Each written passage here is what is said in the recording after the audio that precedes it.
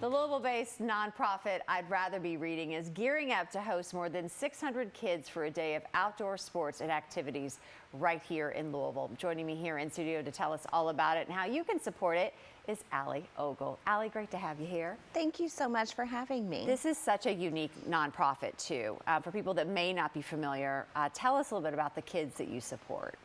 So I Would Rather Be Reading was founded in 2018, and we support kids across the Louisville area. We do after-school programming and summer camps, and we have three main goals in our programming, and that is to support literacy development and social skills as well as enrichment.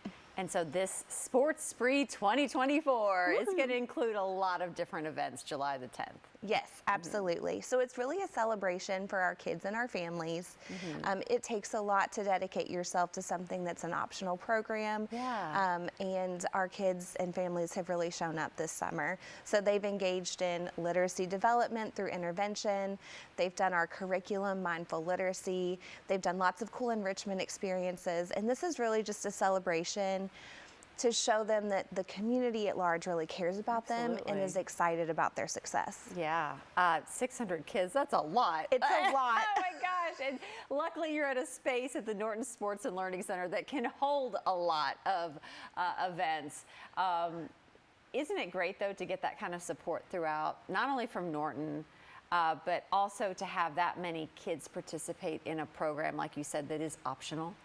Exactly. Right? That's a lot. It's very unique, and we had this event at the Sports and Learning Complex last year, and it really is truly the best space because there is enough space for the kids to spread out and be able to be safe while they're doing all of these really fun activities. Looking at some of the activities, they do look really fun. How long does everything last, and what's the variety of things that you have going on there? So they'll be there from about 10 to 1 with lunch included, and they'll be doing all kinds of things, everything from like a water station with big tiki water plunge slides to blow up astro jump yard games.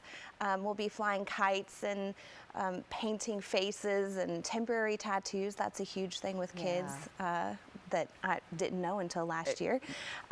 So we just have a really fun day planned for them, and we're really excited to see them on the 10th. Is the event open to any more kids or just closed to the kids that have participated and the families in this program this year? We are at capacity for the number of kids. I would say so. We have I Would Rather Be Reading summer campers, but we've also invited the Parks and Recreation summer campers. Fun. And we'll have some summer campers from Delta Foundation. Yeah. For people that may want to jump on board something like this, like in the fall or maybe even next summer, what are some of the different programs that you offer the rest of the year? And are there openings or ways to get a kid involved? And what do you have to do to get your kid involved? Do they need to qualify with a certain, do they need to have their school say that they can be there? Or a counselor? Good question. We really accept kids through all types of referral bases.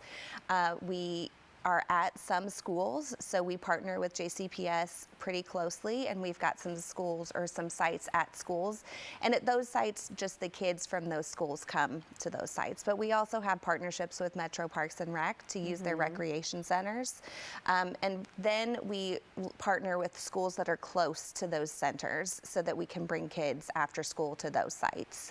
It's always encouraging to see that many kids and families want to participate. Have you seen the support for a program like this grow year over year, which I think is outstanding because, you know, we hear so much that just getting kids engaged in learning during the school year is tough. To take advantage of a summer program is huge. Yes, it has been definitely an effort every year, but, you know, we started in 2018 with 9 kids in a summer camp. Yeah. So to grow from 9 to 600 is just really exciting for us, and I think that it has spread through word of mouth and consistency with the program, and we're just so excited about it. For people that maybe don't have kids participating or they feel like this is an important cause to be a part of, do you accept donations or help throughout the year? How can people support you all? We definitely accept donations. We'll take that. But one thing that we've heard over and over again from some of our community partners is, you know, I didn't know how my skill set or my business could interact with kids.